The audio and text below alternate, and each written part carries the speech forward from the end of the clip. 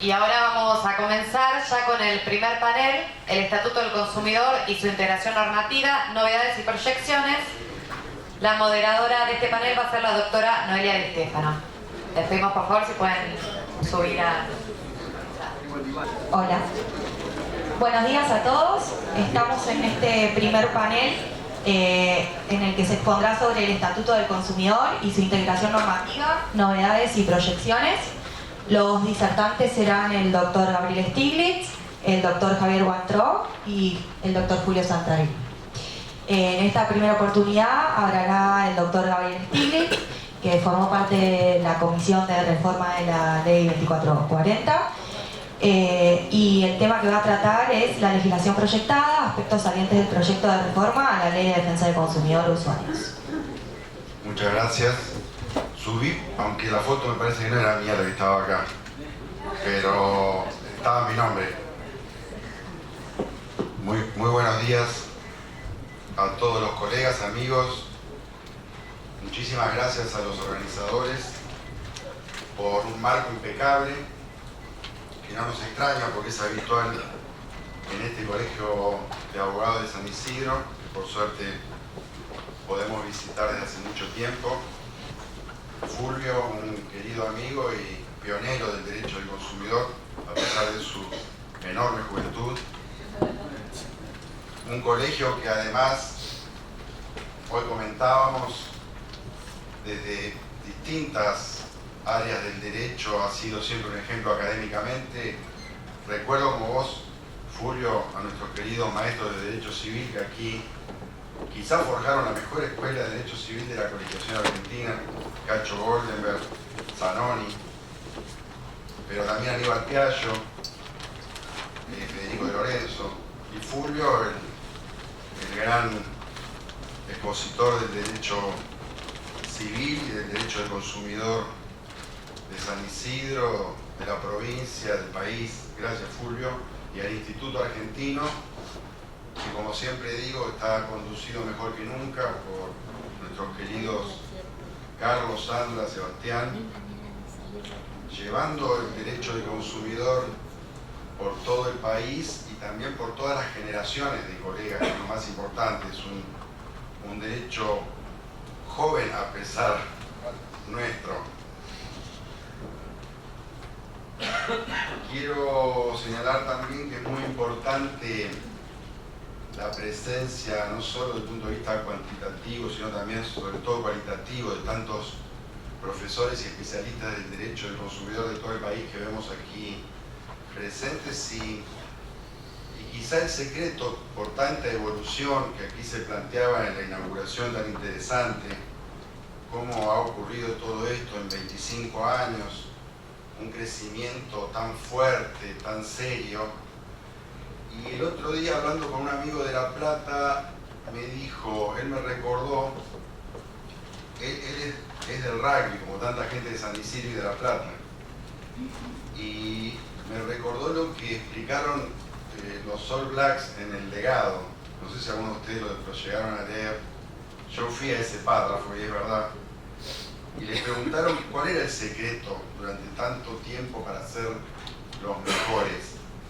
Y esperando alguna respuesta deportiva, en realidad ellos dijeron, el secreto es que elegimos a las mejores personas. Y yo creo que aquí confluyen, tanto en San Isidro como en el Instituto Argentino, una selección de las mejores personas, y por eso estamos en un marco tan encantador.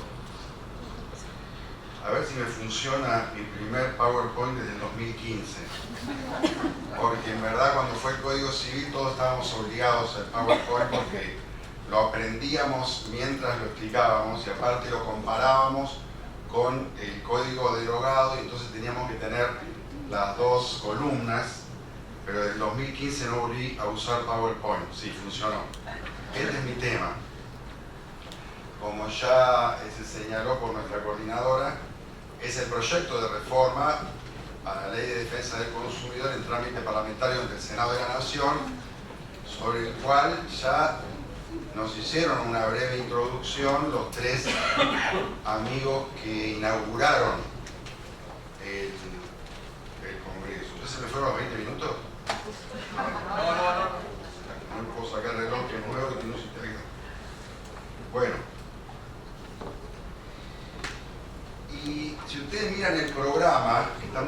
diseñado seguramente por Fulvio.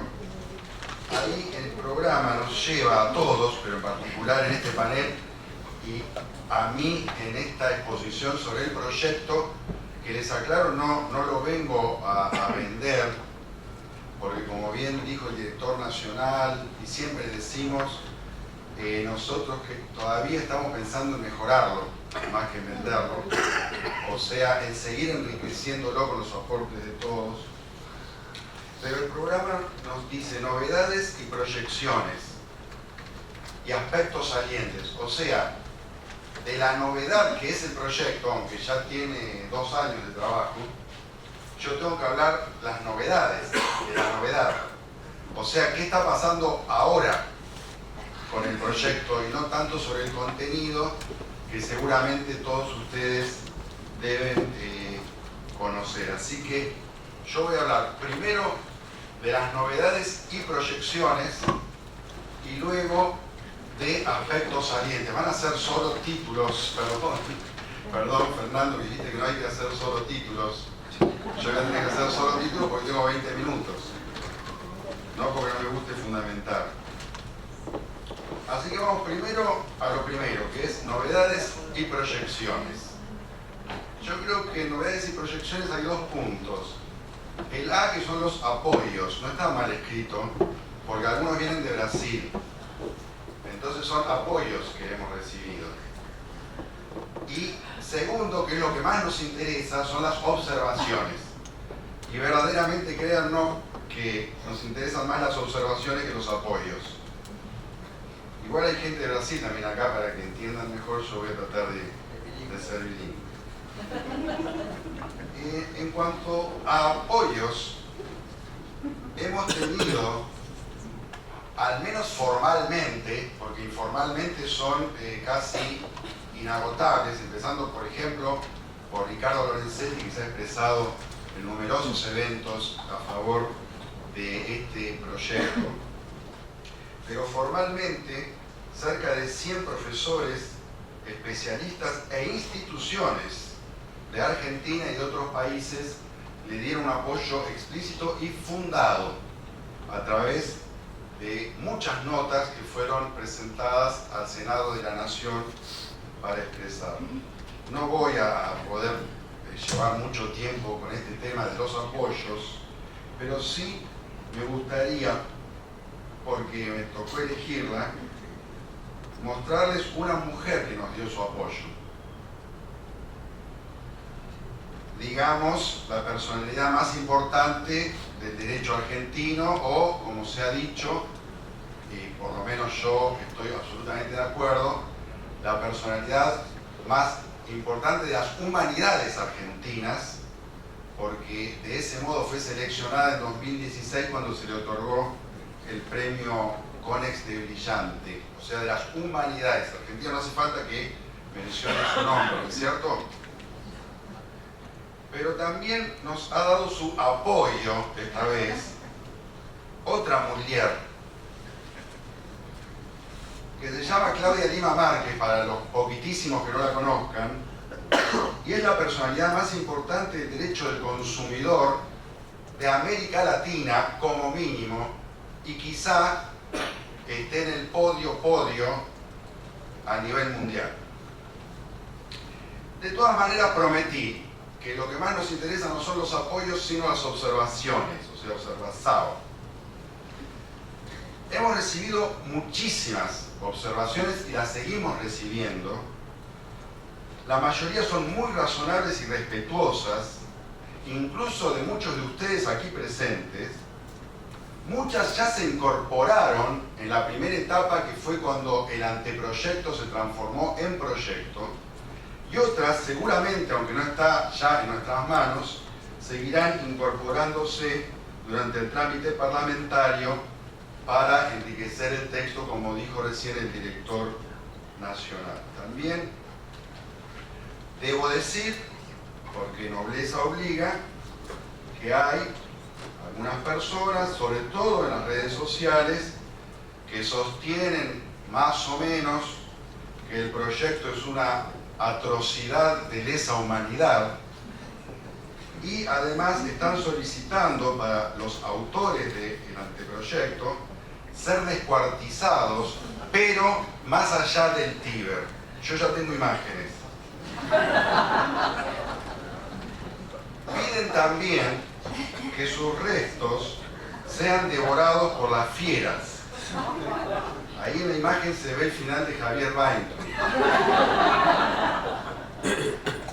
Pero ahora voy a pasar a lo que importa, que es el segundo y último punto, que son los aspectos salientes. O sea, hablar muy poco sobre el proyecto. Aspectos salientes que han justificado para nosotros, cuando nos pusimos a trabajar, la idea de una reforma integral, que seguramente debió llamarse código.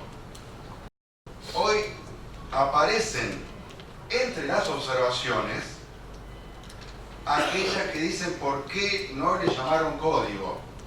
La verdad, vamos a decirlo, no le llamamos código por humildad, porque la verdad está buenísimo y merece llamarse código, humildemente.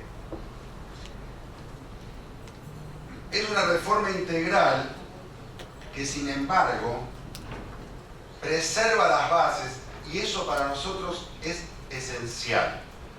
Preservar las bases significa que la 24240 es el piso y que no hay ningún retroceso respecto de la 24240, y menos que técnicamente pueda llamarse regresividad respecto de la 24240. Lo que sí puede haber, por supuesto, y por eso tanto nos interesan las observaciones, son discrepancias subjetivas sobre algunas soluciones por las cuales se modifican contenidos de la 24240. Pero obviamente, y lo ha explicado muy bien el mayor experto del derecho del consumidor en torno a progresividad y regresividad, que es el profesor tucumano José Sayán, que ha escrito una obra premiada sobre la dimensión constitucional del derecho del consumidor, basada precisamente en la comparación entre el derecho del consumidor y las normas internacionales. Y él señala expresamente, lo hizo ante el Senado de la Nación en una de las reuniones que ya se realizaron, que de ningún punto de vista puede en la Argentina técnicamente calificarse como regresividad situaciones en las que solo está en juego diferentes miradas sobre una cuestión o una solución. Y que se preserve las bases también va en sintonía con lo que hizo el Código Civil y Comercial de la Nación, porque la verdad que este proyecto en gran medida es primo hermano del Código Civil y Comercial de la Nación, viene a sintonizar con ese código.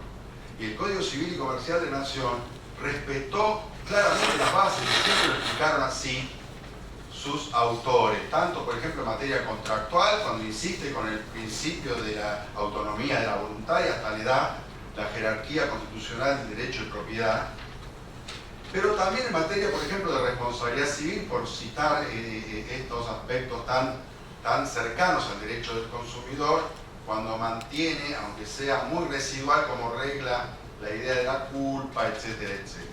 Por lo tanto, la preservación de las bases de la 24240 para nosotros fue fundamental. Lo que sí entendimos es que había que actualizar el sistema e integrarlo sobre la base de esta excelente idea del diálogo de fuentes que trae el Código Civil. Porque el Código Civil entra en diálogo con la Constitución, con los tratados internacionales y con las leyes especiales, incluso la de defensa del consumidor. Pero falta un paso, que es que la propia ley de defensa del consumidor complete ese sistema de diálogo coherente, actualizado, a través de una reforma integral. Apuntamos a eso con aciertos y seguramente con errores, pero esta es la idea de una reforma integral: actualizar el sistema e integrarlo coherentemente con la Constitución Nacional, con los tratados internacionales, con el Código Civil, a través de la idea del diálogo de fuentes.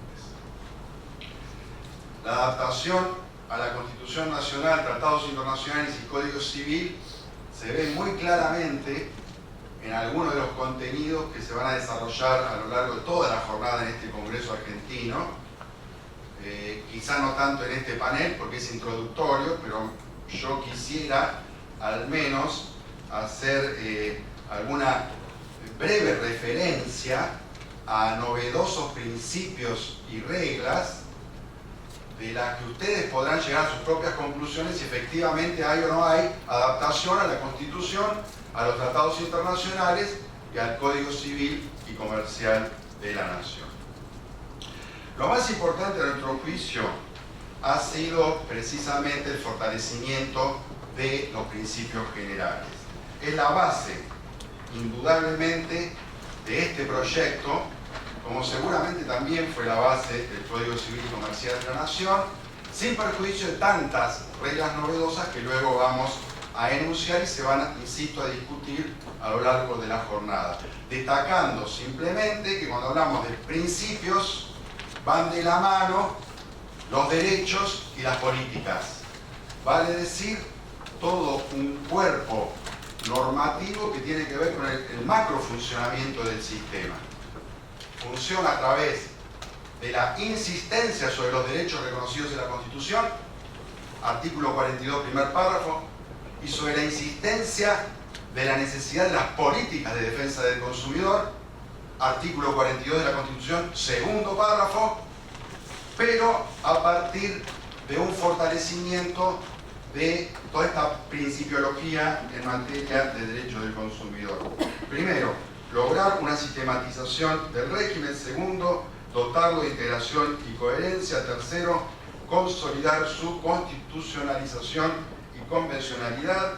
Adaptación y diálogo con el Código Civil, fortalecimiento de los principios y marcos generales, profundizar el progresismo a través de perspectivas inéditas y tutelas especiales, redoblar la actualización de contenidos que inició el Código Civil a través de normativas novedosas, y en materia de efectividad, que es lo que hoy mencionaba Fulvio Santarelli, o sea, implementación, garantizar la eficacia de la protección en el ámbito del acceso a la justicia y por la creación de un ente autárquico. Finalmente, y a esto le vamos a dedicar los últimos 2 minutos, solucionar algunas cuestiones que el Código Civil y Comercial de la Nación no pudo zanjar.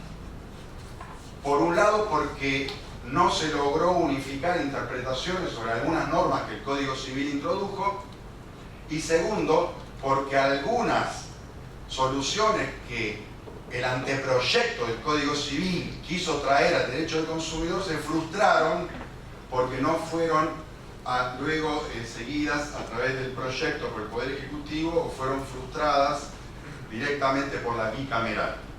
Para terminar, creemos que para nosotros fue irrenunciable redactar este proyecto sobre la base no solo de no retroceder un solo paso, sino mucho más, avanzar progresivamente a través incluso no solo de soluciones o reglas específicas, sino de perspectivas y tutelas genéricas, generales. Ahí estoy mencionando, por ejemplo, la perspectiva ambiental, la perspectiva de género, la tutela a las situaciones de sobreendeudamiento, sobre las que creo que va a haber algún panel aquí en este Congreso, y fundamentalmente la tutela de los hipervulnerables. Aquí yo hago una pausa, no solo porque justo me agarró un ataque de tos, sino porque cuando hablamos de hipervulnerables, la verdad, ¿está bien, Fulvio? Si ya pasé el momento ese. Cuando hablamos de... Gracias. Qué orgullo, qué honor que... No, con esto ya no. Tengo 5 minutos más porque no quiere tiempo. La verdad que cuando nos detenemos a pensar en la regulación de la hipervulnerabilidad, nos llena de orgullo. Y este es un tema en el que hubo consenso. No hablo solo, por supuesto, de la Comisión, no hablo solo de lo que ya avanzó en el Senado, sino de la comunidad jurídica argentina, casi unánime, lamentablemente tengo que decir casi unánime, el hecho de haber incorporado una tutela especial para situaciones de hipervulnerabilidad. Digo, alguien de ustedes, perdón, que si lo hago medio así interactivo, pero tampoco se sientan obligados, ¿alguien de ustedes puede levantar la mano sosteniendo que está en contra de la incorporación de una tutela especial para situaciones de hipervulnerabilidad? Por favor, levántenlo. Levántenlo. Bueno, acá es unánime. Ahora, hubo una persona que escribió y elevó a la FACA un dictamen que la FACA rechazó, sosteniendo que tutelar especialmente a los hipervulnerables es desproteger a los consumidores en general. Y yo pensé ese mismo día que lo leí, incrédulo, que sería como señalar, algunos de ustedes reflexionaron con nosotros, sería como señalar, tranquilícense muchachos, sería como señalar que proteger a una mujer golpeada es desproteger a quienes no han sufrido violencia de género, más o menos. Pero bueno, fuera de eso, que por supuesto la FACA rechazó, es, yo diría, unánime. Las soluciones novedosas, permítanme leer solamente 4 o 5 porque luego se van a tratar aquí. Lo tengo, este es un homenaje a nuestro querido Cacho Goldenberg, que nunca encontraba la hoja.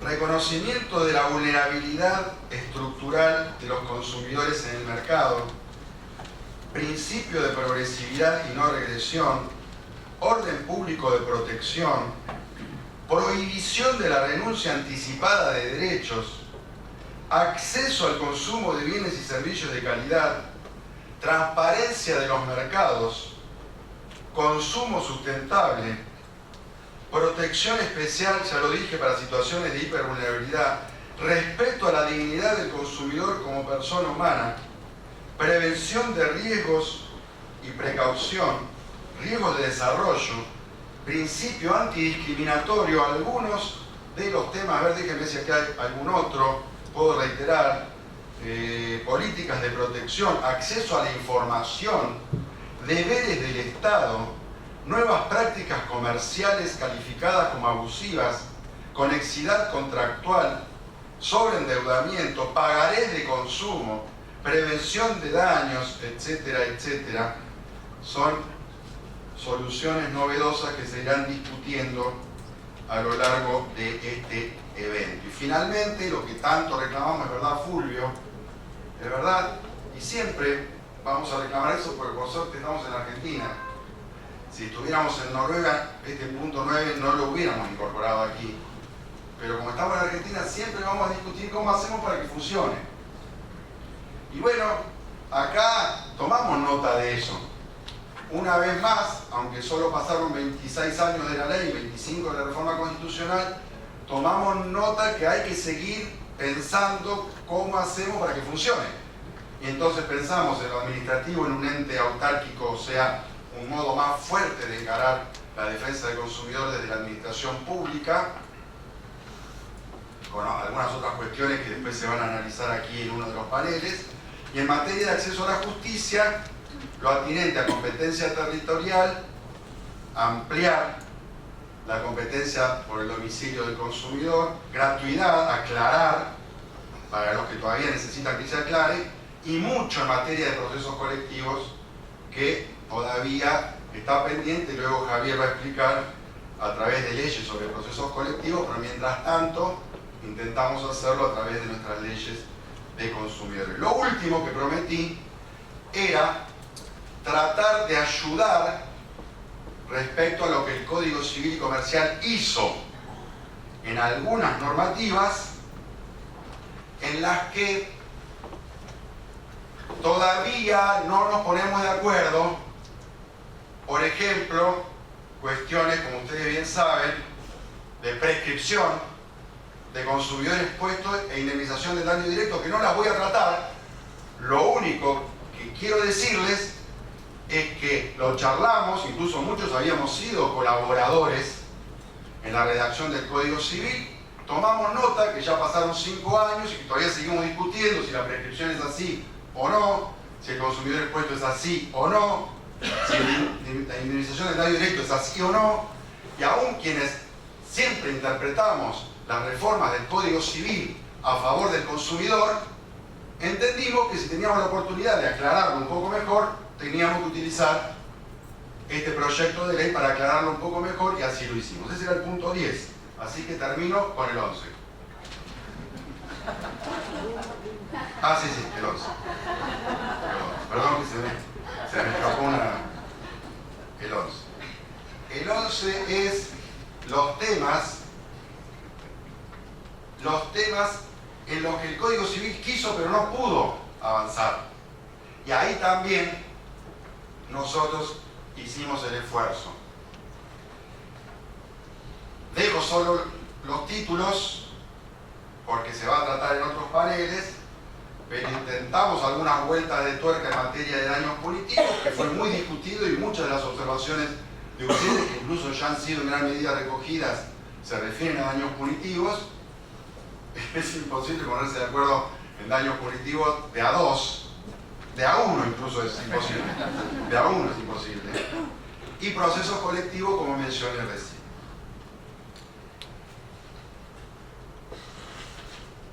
Para terminar, quiero citar a Ida Kemmelmacher de Carlucci. Ella, durante la lucha por el Código Civil, que fue mucha,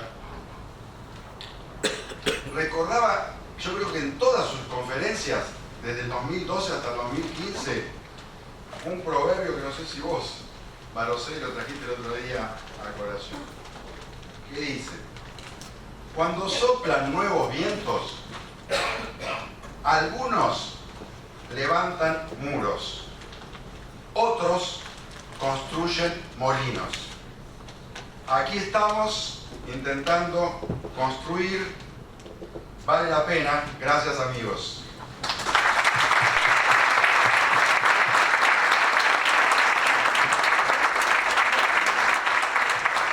Agradecemos al doctor Gabriel Stiglitz. A continuación, el doctor Javier Montró expondrá sobre el proyecto de reforma de la Ley de Acciones Colectivas.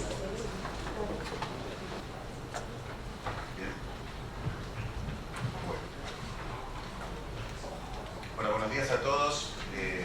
Nuevamente, bueno, es un enorme placer estar nuevamente en el Congreso Argentino de Derecho al Consumidor, aquí en San Isidro, colegio al cual pertenezco y visito bastante poco, con el cual tengo la cuota del día también. Julio no me puede reclamar nada al respecto. Y antes de empezar y quizás nominar, empezar representativamente, algunos agradecimientos, porque es enorme el equipo que posibilita que periódicamente nos reunamos y compartamos debates sobre los temas que tanto nos preocupan y nos interesan. Pretendo hacer simplemente algún comentario sobre la magnífica intervención de Gabriel. En primer lugar, bueno, más allá de lo que siempre nos deja escuchar a Gabriel y lo que siempre aprendemos, me parece que quizás es una obviedad, pero quiero señalarlo, el hecho de que atrás de los grandes juristas hay personas apasionadas, ¿no? Y la verdad que me gusta mucho verlo a Gabriel con la energía y la pasión con la que se ha comprometido este proyecto que lidera en la práctica, sin perjuicio que Carlos Hernández es el coordinador de la comisión, pero a quien a Gabriel le reconocemos ese rol. Esa pasión que transmite. Yo me sorprendí con algunas cuestiones que hemos visto, no con la con la remera de la Bruja Verón, eso no me sorprende tanto. Le hemos felicitado además por el clásico, el domingo como corresponde, o el sábado. No mencioné nada porque hay hinchas de otro equipo presente. Bueno, pero explicamos porque no. En segundo lugar, me queda una inquietud en relación a esa ova que supuestamente me ingirió, porque algún amigo mío dice que soy muy cabezón y no sé si la boca esa gigante tenía alguna relación con esa cuestión. Hay algunos otros integrantes de la comisión que también tienen esa cuestión, pero en definitiva, bueno, es cierto que varios nos quieren ver un poco en las fauces o con el estómago de ese tipo de reptiles. Y otra cuestión que tiene que ver también con la última que mencionaba Gabriel, que tiene que ver con una preocupación que debiera ser la principal muchas veces en estas cuestiones, que es cómo hacemos que funcione. Y tal vez el tema que me ha sido asignado y el que vengo a compartir con ustedes tiene algo que ver con materializar y concretar esto que tanto anhelamos cuando tratamos de plasmar cambios o transformaciones normativas que son fundamentalmente la necesidad y la exigencia de la dinámica de los tiempos y de nuestra sociedad y las transformaciones tan profundas y tan vertiginosas que además se presentan en el mercado y donde los consumidores necesitan permanentemente actualizar sus herramientas de tutela. Así que, ahora que lo tengo a Fulvio, aquí quiero agradecerle especialmente en su persona, representando a todo el equipo del Colegio de Abogados de San Isidro, obviamente también a Celeste, a Erika, que tanto han hecho para posibilitar que estemos todos aquí reunidos, en las personas de Carlos y de Sandra y de Sebastián, a todo el Instituto Argentino del Consumidor, que me honra con la posibilidad de estar aquí con ustedes compartiendo este momento. Yo les cuento un poco de qué se trata este anteproyecto de ley, que es un poco más remoto que la experiencia que hemos compartido, que seguimos compartiendo con la comisión redactora de la reforma de la Ley de Defensa del Consumidor. Hace aproximadamente 3 años, a partir de algunas conversaciones con el ministro de Justicia y acerca de la necesidad de darle forma y formalizar un marco legal relativo a los procesos colectivos, es que se creó una comisión redactora de especialistas para intentar una propuesta normativa al respecto. Básicamente ustedes saben que la prolífica jurisprudencia de la Corte, si en algo viene obsesivamente siendo señalado, es que el Congreso Nacional está en una suerte de demora, de retardo en cuanto al establecimiento de un marco legal que regule los procesos colectivos en nuestro país. Nosotros intentamos aproximar esa cuestión. La comisión fue integrada por una cantidad de juristas de diferentes especialidades, entre los cuales destaco inclusive a Eduardo Teiza, que ha sido designado hace días atrás en Japón como el nuevo presidente de la Asociación Internacional de Derecho Procesal, el camarista Pablo Heredia, en fin, un grupo de profesores de diferentes procedencias, de diferentes experiencias, Pamela Tolosa, de la Universidad Nacional del Sur. Yo he tenido la oportunidad de ocupar un poco el rol equivalente al de Carlos Hernández en la Comisión de Reforma de la Ley de Defensa del Consumidor y hemos construido un producto, pero les debo confesar acá en este grupo, en este ámbito de amigos, porque en definitiva nuestra familia es el derecho del consumidor, que al lado del trabajo que se ha hecho en la comisión que ha propuesto este proyecto integral de Ley de Defensa del Consumidor, nos quedamos muy cortos. Realmente yo no he visto nunca el nivel de apertura de debate que hemos logrado establecer en la discusión con toda la sociedad y con todos los estamentos de esta iniciativa que hoy ya es un producto del Senado de la Nación y que esperemos que pronto con los cambios y las mejoras sea ley para el beneficio de todos los consumidores. En primer lugar, nosotros tratamos de describir cuál era la situación en materia de procesos colectivos en nuestro país. Que quede claro que, en primer lugar, nosotros justamente teníamos encomendado redactar un proyecto que se refiera al conjunto de los procesos colectivos y no estrictamente a los de consumo. Por eso también un capítulo aparte merecerá un breve comentario en relación a la tarea que la Comisión realizó en materia de procesos colectivos para en el marco de las relaciones de consumo. En primer lugar, nosotros asumimos que existe un cambio de paradigma procesal cuando hablamos de procesos colectivos, es decir, no podemos concebirlos o plantearlos desde la perspectiva del proceso tradicional, bilateral, en relación al rol del juez y en relación al papel de las partes. También asumimos la existencia de sociedades más complejas que requieren nuevas respuestas para resolver sus conflictos, justamente para hacer realidad aquellas cuestiones que la legislación muchas veces materializa en el ámbito normativo. Y también asumimos, al igual que en la comisión redactora de la reforma de la Ley de Defensa del Consumidor, que no empezábamos de cero. Existía una prolífica historia, quizás modestamente normativa, pero importantemente jurisprudencial, y que debíamos recogerla y tomar desde ese punto de partida la tarea encomendada.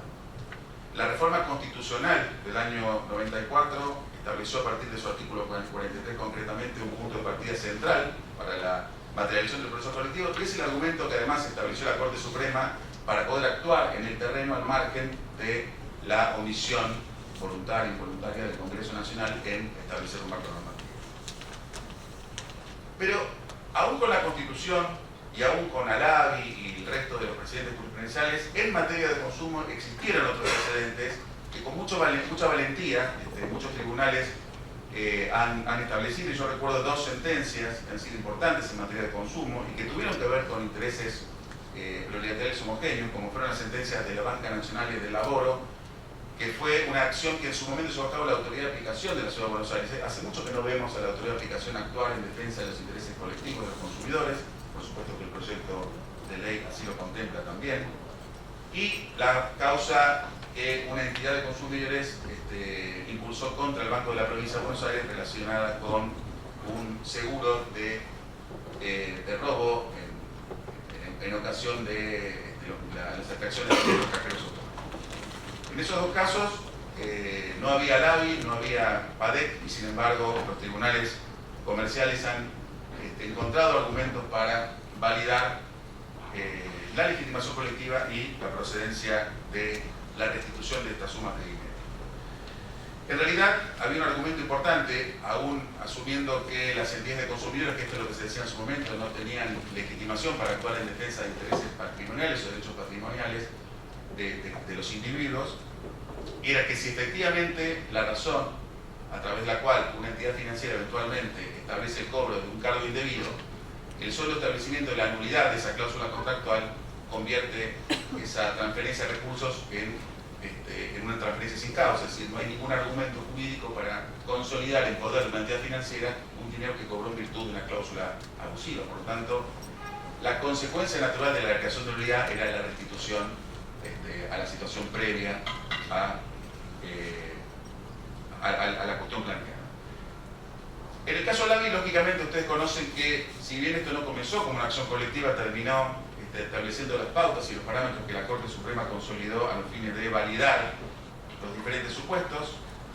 Luego el caso PADEC, que fue el caso concreto a partir del cual una entidad de consumidores plantea la restitución de sumas de dinero. Y luego, a partir de sucesos que fueron muy polémicos años atrás, como algunos conflictos con la Secretaría de Comercio, donde un ex secretario de Comercio trataba de establecer el valor de la prestación del servicio de cable de la empresa Cablevisión, y donde diferentes sentencias judiciales en diferentes departamentos judiciales fueron estableciendo soluciones distintas. La Corte Suprema interviene para darle coherencia y en el caso Municipalidad de Verazategui establece la creación de un registro de procesos colectivos que básicamente apunta a que la misma decisión sea la que afecta al conjunto de aquellos ciudadanos involucrados en la petición. Posteriormente, la acordada de la Corte que crea el reglamento. Con lo cual, el marco con el cual contamos era bastante abundante y sobre esa idea trabajamos. Hoy tenemos un esquema que funciona sobre un mix jurisprudencial y normativo. La Ley de Defensa del Consumidor vigente establece algunas normas vinculadas a los procesos colectivos, al igual que la Ley General del Ambiente. Yo voy a compartir con ustedes algunas cuestiones que me parecen las más relevantes en términos de cuáles son los aspectos tocados por el proyecto de ley que redactó la Comisión del Ministerio de Justicia. Insisto, el objeto era basarnos en lo resuelto respecto por la jurisprudencia de las acordadas de la Corte Suprema, además por una cuestión casi, les diría, de sentido práctico. Si nos poníamos muy en contra de lo que la Corte dijo, nos iba a ir mal después al momento de llevarlo a la práctica. Entonces sabíamos que eso era un aspecto que debíamos consolidar. Al igual que en el proyecto de ley de defensa del consumidor, entendimos la importancia del establecimiento de los principios de los procesos colectivos a los fines de dar claras pautas orientadoras a los intérpretes de la norma. Una cuestión central que siempre es polémica y que también forma parte del proyecto de reforma de la ley de defensa del consumidor, tiene que ver con la representación. Y aquí hay dos aspectos que a veces se mezclan con la experiencia de consumo, porque realmente, salvo la cuestión ambiental y de consumo, en algunos temas vinculados tal vez con aspectos previsionales o laborales, no hay tantas acciones colectivas porque no hay un marco legal que de alguna forma establezca cómo deben funcionar.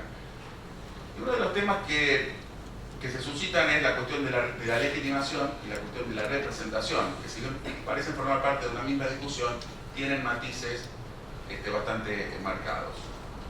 Nosotros, obviamente, que establecemos que la legitimación es la que surge de la Constitución Nacional, porque además entendíamos que el proceso colectivo es un proceso constitucional, por eso nos atrevemos a trabajar a nivel de una legislación nacional para regular el aspecto. Puede tener algunas colisiones con los aspectos procesales que son en alguna medida facultades provinciales, pero sí el marco constituye un proceso constitucional. Ahí surge una cuestión sobre la experiencia práctica que también había habido, porque nosotros, por ejemplo, en materia de consumo, pero no sea demasiado polémico, tal vez sí con esta reflexión, lo que notamos es, y sobre eso hay un dato bastante interesante, que sobre casi 40 organizaciones de consumidores registradas en el Registro Nacional, apenas 5 concentran aproximadamente el 90% de los procesos colectivos que hay en Argentina. Con lo cual demuestra que en realidad el sistema actual, que es un sistema muy abierto y que genera bastantes cuestionamientos y algún nivel de imprevisibilidad, de alguna forma no está posibilitando que la mayoría de los entes de consumidores se presenten en las tribunales de justicia, sino en definitiva son muy pocas las que por alguna razón se han dedicado a esta cuestión. Y nosotros notamos en su momento también algún nivel de responsabilidad en la acumulación de tanta cantidad de procesos colectivos en cabeza de tan pocos actores, fundamentalmente por la dificultad de administrar seriamente y con responsabilidad una cuestión tan delicada como el ejercicio de una representación promiscua por parte de una cantidad de sujetos que jamás facultó al representante de la clase a actuar en su nombre. Obviamente que esto forma parte de una suerte de mandato legal, lógicamente sería imposible exigirle a los consumidores que faculten, porque justamente el proceso colectivo se trata de hacer esa sustitución y establecer quiénes pueden actuar en su nombre, pero lógicamente, que decíamos al principio, en cuanto al rol de las partes que integran el proceso colectivo y el rol después, debemos pensar que el Estado tiene que tener un rol mucho más activo y en ese sentido tiene que inmiscuirse en dilucidar si este sujeto que actúa en nombre de los consumidores, como en su caso de los representantes de la clase, efectivamente actúa como un representante idóneo. Entonces, en materia de consumo, nosotros, por ejemplo, tendríamos una legitimación que surge de la Ley de Defensa del Consumidor que exige que las entidades representativas formen parte de un registro nacional, pero aparece el otro requisito, que es justamente el que plantea el artículo 7 del proyecto, que es el de la representación adecuada, donde nosotros sí intentamos establecer parámetros y pautas que permitan al juez determinar si efectivamente se alcanza a acreditar dicho presupuesto. La Corte Suprema en las sentencias judiciales solamente se refiere a la representación adecuada, pero no explicita qué requisitos deben cumplirse a los fines de acreditar tal calidad.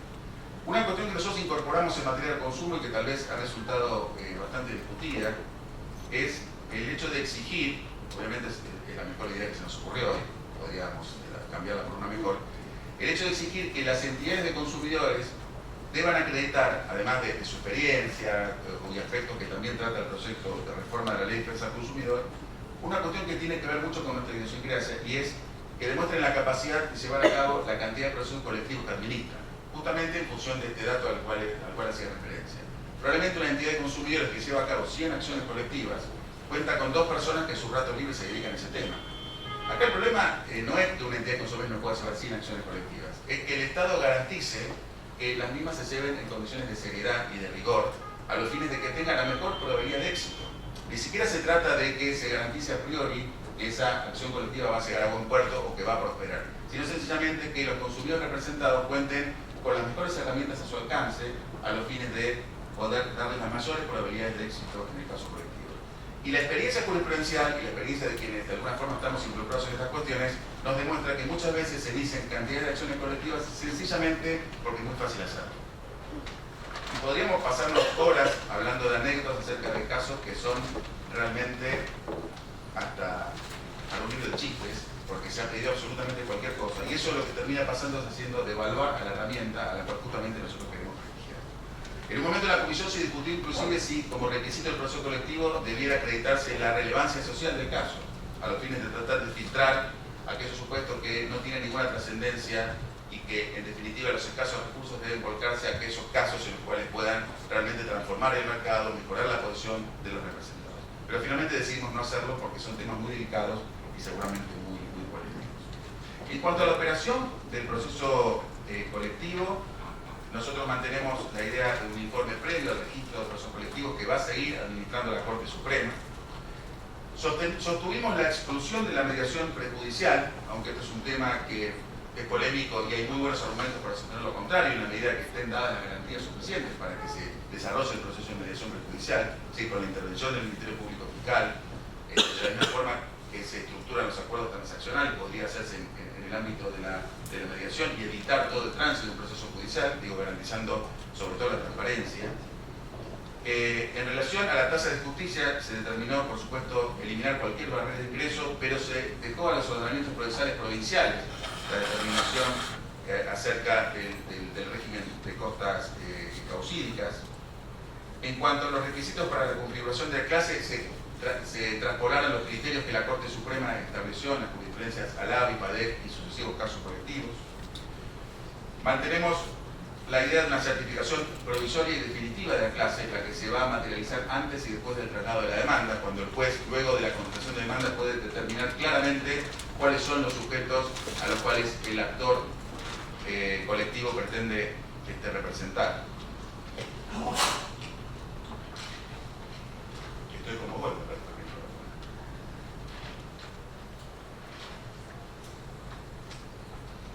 en relación a la publicidad, que es un tema central en materia de procesos colectivos, establecemos un régimen que pretende optimizar los recursos y fundamentalmente acepta cualquier medio en la medida que sea proporcional, racional desde el punto de vista económico y apropiado en función de la naturaleza del planteo. Un caso bastante usual es, supongamos que es una demanda de consumidores en relación a un proveedor de internet, lo mejor va a ser que se le ordene a la empresa de internet que envíe un email a todos sus clientes, y eso es gratis y es efectivo.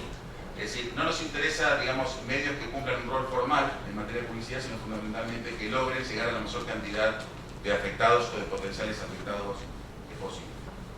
Un aspecto también relevante es el relativo a la amplitud probatoria que nosotros consagramos en el anteproyecto, fundamentalmente asumiendo que son válidos cualquiera de los medios probatorios a disposición de la parte actora a los fines de acreditar su pretensión y, por supuesto, rigen los principios de cargas probatorias dinámicas en función de quien está en mejor condición de probar las cuestiones que se ventilan en el proceso. En relación a los efectos de la sentencia, en esto ya verán que en la última parte me puse bien descriptivo y voy a vuelo de pájaro tratando de contarles qué temas hemos tratado en el anteproyecto de ley.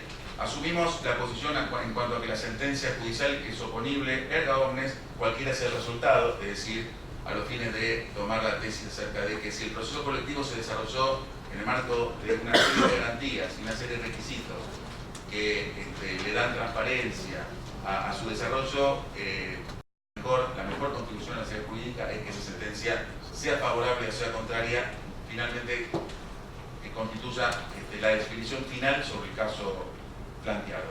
Y por último, creo que estoy bastante bien con el tiempo, la cuestión de la competencia, no porque no haya habido más temas que se han tratado en el proyecto, sino simplemente porque me pareció que quizás lo mejor era recorrer a los aspectos más relevantes y más polémicos. La cuestión de la competencia, nosotros definimos la competencia local, es decir, se trata de materias usualmente ordinarias, salvo que existan normas que establezcan en razón de la materia o de las personas la competencia federal, pero es la competencia ordinaria la que debe regir, y fijamos una serie de pautas para supuestos en los cuales la afectación abarque más de una jurisdicción. Entonces ahí básicamente establecimos una serie de soluciones que posibilitan la intervención de determinados magistrados en los casos en los cuales la cuestión excede el ámbito territorial de una sola jurisdicción. Pero básicamente lo que importa es que la regla general es la competencia local de los tribunales de justicia. Nosotros trabajamos en este proyecto básicamente intentando establecer una suerte de presupuestos mínimos, porque además en estas conversaciones, por supuesto, hemos tenido comentarios de ambientalistas, de previsionalistas, de consumeristas, donde cada uno lógicamente trataba de plantear las particularidades de cada una de las materias. Por eso es un proyecto de ley que básicamente establece una serie de pautas y reglas generales y que entendemos que es perfectamente adaptable e integrable y que puede dialogar perfectamente con el resto de la disciplina. Y puntualmente para cerrar, 3 o 4 postillas vinculadas a cómo justamente este proyecto, en el caso que el día de mañana pueda convertirse en ley, convive perfectamente con el que con mucho más entusiasmo quisiera que se convierta en ley, que es el de la reforma integral a la Ley de Defensa del Consumidor, donde se han tratado justamente sobre esta noción de presupuestos mínimos una serie de aspectos vinculados al proceso colectivo de consumo. En primer lugar, es sumamente interesante, y se comentó también el otro día en el Senado de la Nación, la amplitud en cuanto a la legitimación activa que contempla el artículo 171 del proyecto de ley, que posibilita que tanto el afectado como las organizaciones de defensa del consumidor, las autoridades de aplicación y los defensores del pueblo, de la nación y de las provincias, de la nación cuando lo tengamos, y de las provincias que puedan actuar en representación de los intereses colectivos de los consumidores. Se establecen claramente los presupuestos del proceso colectivo de consumo, estableciendo un número razonable de afectados, existan intereses y argumentos comunes y una representación adecuada, justamente a lo que hacíamos referencia recién en lo que se refiere a la idoneidad del representante de la clase. Es decir, legitimación, registro de entidades de consumidor, representación adecuada, criterios de análisis acerca de la idoneidad del representante de la clase. En cuanto a la certificación de la representación adecuada, hay una novedad muy interesante en el artículo 174 del proyecto que posibilita, al igual que en algunos supuestos de declinación comparada, que el juez establezca el reemplazo del representante de la clase. Es decir, acá debe quedar bien claro que cuando el representante deja de ser idóneo, no por esa razón se cae el proceso colectivo. Lo que se busca es quién lo pueda hacer mejor. Acá lo que hay que pensar es en el interés de los representados y no del representante, que es muchas veces lo que pasa cuando se dan estas discusiones, porque está claro que hay muchos representantes que se sienten afectados porque dejan de ser quienes actúan en el caso colectivo y quienes debemos pensar en los representados es cuando pensamos en cuáles son las reglas que posibilitan mantener permanentemente esa idoneidad a lo largo de todo el proceso. Una novedad es que el proyecto de ley también incorpora las demandas colectivas por daños, es decir, admite la posibilidad y estructura la forma en la cual puedan ser planteados los daños en sede de un proceso colectivo y finalmente cuáles pueden ser los objetos en la pretensión colectiva en el ámbito de los procesos de consumo, y es muy interesante la incorporación de la prevención, ¿no?, en sintonía y en parentesco con el Código Civil y Comercial de la Nación, y la reparación, hablábamos de los daños, y la restitución de las sumas de dinero cuando se hayan cobrado de manera indebida, en una clara diferenciación entre el aspecto reparatorio del ilícito que puede significar el cobro de sumas de dinero de manera indebida y la de restitución que significa en definitiva, al decir de la doctrina española, poner las cosas en el lugar en el cual se encontraban antes de lograr el ilícito del proveedor. Básicamente entonces con esto creo haber por lo menos hecho una aproximación al estado de la proyectada legislación en materia de procesos colectivos, ya sea en tanto la iniciativa que impulsó el Ministerio de Justicia de la Nación a través de la Comisión Redactora, como los aspectos centrales que contiene nuestro proyecto de ley de defensa del consumidor. Muchas gracias.